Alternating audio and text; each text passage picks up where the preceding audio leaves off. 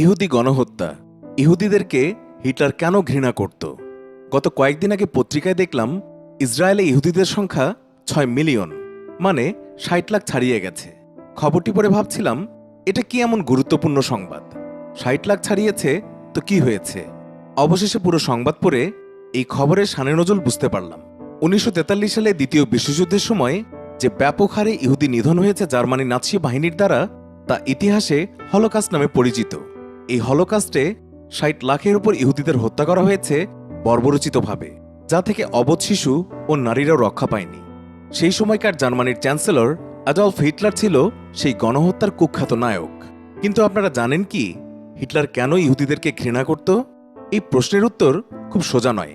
এই প্রশ্নের উত্তর নিয়ে গত ৭০ বছর ধরে গবেষণা চলছে। আমার নিজেরও এই ব্যাপারটি নিয়ে গভীর আগ্রহ রয়েছে। মানবজাতির সৃষ্টির পর থেকেই জাতিগত দাঙ্গা কিংবা ধর্ম নিয়ে যুদ্ধ ও হানাহানির বিরাট ইতিহাস রয়েছে। আমি ওসব দিকে যেতে চাইছি না। এই আলোচনায় আমার আগ্রহ শুধুমাত্র হিটলারকে ঘিরে। কেন সেই জঘন্য কাজটি করেছিল?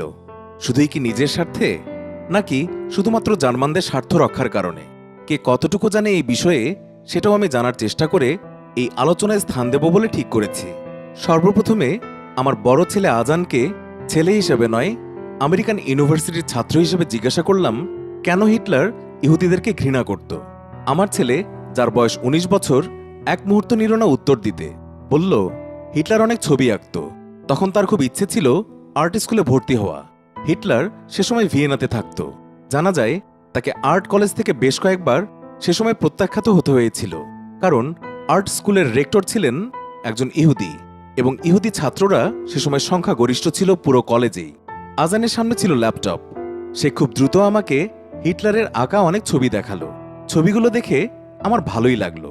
তাই তো, ভালোই ছবি আঁকত হিটলার। হিটলারের লেখা ২ পর্বের বই মেইন ক্যাম্পের অংশবিশেষ পড়ে আরও অজানা কিছু জানা গেল। তবে সব যে সত্য তা অবশ্যই নয়। অনেক কিছুই বাড়িয়ে লেখা হয়েছে। বইটির অরিজিনাল ভার্সনের দাম $২,০০০, তবে সাধারণ ভার্সন $১৩ ওয়ালমার্টে পাওয়া যায়। তবে এই বইটি লাইব্রেরিতেও রয়েছে। দ্বিতীয় বিশ্বযুদ্ধের পর ৭০ বছর পার হয়ে গেছে। হিটলার ও তার স্ত্রী ইভা ব্রাইনের কথিত আত্মহত্যা বা মৃত্যুর পর গত ৭০ বছরে অসংখ্য বই বেরিয়েছে এই হলোকাস্ট বিষয়ে। সম্প্রতি একটি বইয়ে লেখা হয়েছে হিটলার আত্মহত্যা করেননি। সে সময় সে তার স্ত্রীসহ সাবমেরিনে করে জার্মানি থেকে আর্জেন্টিনা পালিয়ে গিয়েছিল, এবং সেখানে বার্ধক্যজনিত কারণে পরবর্তীতে সে মারা যায়। যদিও এই বিষয়টিকে কেউই বিশ্বাস করেনি। কনস্পিরেসি থিওরিতে এই জাতীয় অনেক আজগুবি বিষয় জানা যায়। ২০০৯ সালে জার্মানিতে প্রকাশিত জার্মান ইতিহাসবিদ ও প্রবীণ সাংবাদিক ডক্টর জে রিকারের লেখা বই November 9, how world war one led to the holocaust, এই বই থেকে জানা যায় হিটলার প্রথম বিশ্বযুদ্ধে জার্মানদের পরাজিত হওয়ার কারণ হিসাবে একমাত্র ইহুদিদেরকে দায়ী করত।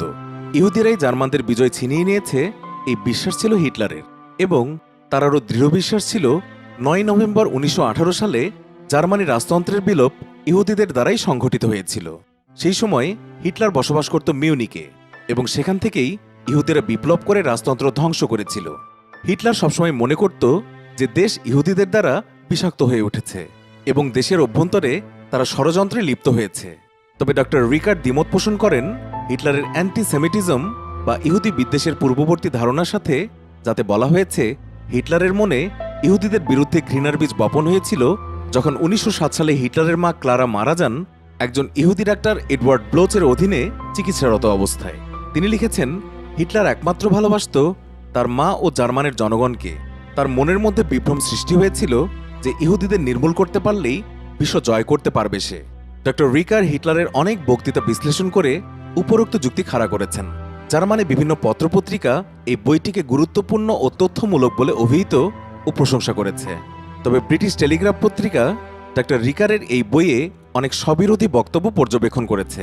হিটলারকে মহৎ বানানোর চেষ্টাও এই বইতে করা হয়েছে, যদিও সাধারণ জার্মান নাগরিকগণ হিটলারকে এখনও তাদের হিরো মনে করে।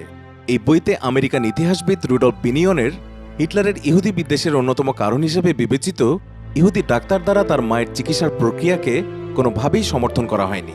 এমনকি যেখানে সবাই জানে যে হিটলার সেই ইহুদি ডাক্তারকে মনে প্রাণে ঘৃণা করত এবং কখনোই সে তাকে ক্ষমা করেনি। ১৯৪০ সালে সেই ইহুদি ডাক্তার তার সব সম্পত্তি বিক্রি করে স্ত্রীসহ আমেরিকাতে চলে যায়। বিজ্ঞানী আইনস্টাইনের মতো ব্রিজিত হামান নামক আরেক জার্মান ইতিহাসবিদ ও লেখক তার এক বইতে লিখেছেন, হিটলারের মায়ের চিকিৎসককে হিটলার একদম সৎ ইহুদি বলে মনে করত। 1930 সালের প্রথম দিকে হিটলারের নাৎসি বাহিনী জার্মানিতে ক্ষমতায় আসে এবং 1933 সালে হিটলার জার্মানির চ্যান্সেলর নিযুক্ত হন। হিটলার জার্মানির জনগণকে বোঝাতে সক্ষম হন যে তিনি চ্যান্সেলর হলে দেশকে উন্নতির পথে নিয়ে যাবেন এবং দেশের বিরুদ্ধে সকল প্রতিবন্ধকতা অচিরেই দূর করবেন। তখন প্রথম বিশ্বযুদ্ধে জার্মানির শোচনীয় পরাজয় ও পরবর্তীতে গ্রেট ডিপ্রেশনের চাপে জনগণের অবস্থা ছিল খুবই করুণ। সে সময় সকল জার্মান হিটলারকে সমর্থন করে। 10 লক্ষ ইহুদি নিধনের ব্যাপারে তাদের যে কোনোই আপত্তি ছিল না তা খুব সহজেই বোঝা যায়, কারণ জনগণের সমর্থন না থাকলে হিটলারের একার পক্ষে এত লোক হত্যা করা কখনোই সম্ভব ছিল না। আর এটা খুব সহজেই অনুমেয়। চ্যান্সেলর হওয়ার পর হিটলার জার্মানদের অনেক সুযোগ সুবিধা দান করেছিলেন। জনগণকে তিনি সোশ্যাল বেনিফিট দেন, ট্যাক্স কমান এবং সৈন্যদের বেতন ভাতা এবং অন্যান্য সুযোগ সুবিধা প্রচুর বৃদ্ধি করেন। ইহুদিদের হত্যার ব্যাপারে জার্মানদের কোনো মাথা ব্যথা না হওয়ার আরেক কারণ ছিল রাশিয়া। তারা মনে করত রাশিয়াতে হরদম এটা হচ্ছে। জার্মান জনগণের স্বার্থে নাৎসি বাহিনী যেরূপ ভয়ানক হত্যাযজ্ঞ করেছে, জার্মানিরা সে সময় তা মনে করত হিটলার তাদেরকে তা ভালোবেসেই করেছে। তবে মনে প্রশ্ন জাগে, হিটলার এখন বেঁচে থাকলে কি করতেন? কারণ মানুষের দেহের ভেতরে কোটি কোটি কোষের মতো সারা পৃথিবীতে এখন ইহুদিরা জাল বিছিয়ে রেখেছে। আর এর পেছনে রয়েছে ইহুদিদের নিজেদের মধ্যে একাত্মতা। এরাই এখন বিশ্বের বড় বড় সব কোম্পানির শীর্ষে বসে রাজত্ব করছে। আমেরিকাও এর ব্যতিক্রম নয়। ইতিহাস এখন সাক্ষী যে হিটলারের ইহুদি নিধন ফর্মুলা একটি ব্যর্থ প্রজেক্ট ছাড়া আর কিছুই নয়। এখন আপনাদেরকে জানাবো অ্যাডলফ হিটলার সম্পর্কে 15টি চমকপ্রদ তথ্য, যা আপনি আগে হয়তো কখনোই জানতেন না। 1. হিটলার 1934 সালে নোবেল শান্তি পুরস্কারের জন্য মনোনীত হয়েছিলেন। 2. হিটলারের প্রথম ভালোবাসা ছিল একজন ইহুদি তরুণী, কিন্তু সাহসের অভাবে হিটলার তার ভালোবাসার কথা সেই তরুণীকে কখনো জানাতেই পারেননি। অথচ এই ব্যক্তি পরবর্তী জীবনে হত্যা করেছেন অসংখ্য ইহুদিকে। 3. হিটলারের নাম কিন্তু প্রথমে ছিল অ্যাডলফ শিকল গ্রুবার, তবে তার বাবা 1877 সালে তার ছেলের নামের শেষ অংশ পরিবর্তন করে অ্যাডলফ হিটলার রাখেন। 4. আপনারা কি জানেন যে হিটলার ক্রনিক ফ্ল্যাটুলেন্সে আক্রান্ত ছিলেন, আর এর থেকে প্রতিকার পেতে তিনি 28 রকমের ঔষধ সেবন করতেন। 5. আধুনিক ইতিহাসে হিটলারই প্রথম ধূমপান বিরোধী প্রচারণা শুরু করেন। 6. ব্রিটেন এবং জার্মানির সম্পর্ক অতীতে কখনোই তেমন ভালো ছিল না।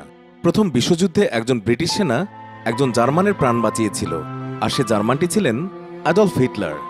7. অত্যন্ত অস্বাভাবিকভাবে হিটলারের অন্ডকোষ ছিল মাত্র একটি। 8. হিটলার ইংল্যান্ডের লিভারপুলে তার ভাগ্নের বাড়ির ওপর বোমাবর্ষণ করেছিলেন। কেন জানেন? যাতে তার ভাগ্নে তার উপর ক্ষিপ্ত হয়ে আমেরিকান সেনাবাহিনীতে যোগ দেয় ও তার বিরুদ্ধে যুদ্ধ করে। 9. Henry Ford. হেনরি ফোর্ড ছিলেন আমেরিকার বিখ্যাত ফোর্ড গাড়ি কোম্পানির প্রতিষ্ঠাতা। হিটলারের ডেস্কের পেছনে ফোর্ডের একটা পোর্ট্রেট ছিল। 10. হিটলার নিজে ছিলেন সম্পূর্ণ নিরামিষভোজী ও প্রাণী হত্যাকে নিষিদ্ধ করে আইন প্রণয়ন করেছিলেন তিনি। 11. মাত্র 4 বছর বয়সে হিটলারকে পানিতে ডুবে যাওয়ার হাত থেকে বাঁচিয়েছিলেন এক পাদ্রী। 12. জার্মানিতে সে সময় একজন ইহুদি বংশোদ্ভূত চিকিৎসক ছিলেন, যিনি হিটলারের পরিবারের কাছ থেকে চিকিৎসার জন্য কোনোরূপ অর্থ নেননি, কারণ হিটলারের পরিবার সে সময় আর্থিক অনটনে ছিল। পরে ইহুদিদের প্রতি চরম অত্যাচার চালালেও হিটলার সেই সময় সে চিকিৎসককে রক্ষা করেছিলেন। হিটলার এই ব্যক্তিকে মহান ইহুদি বলে ডাকতেন।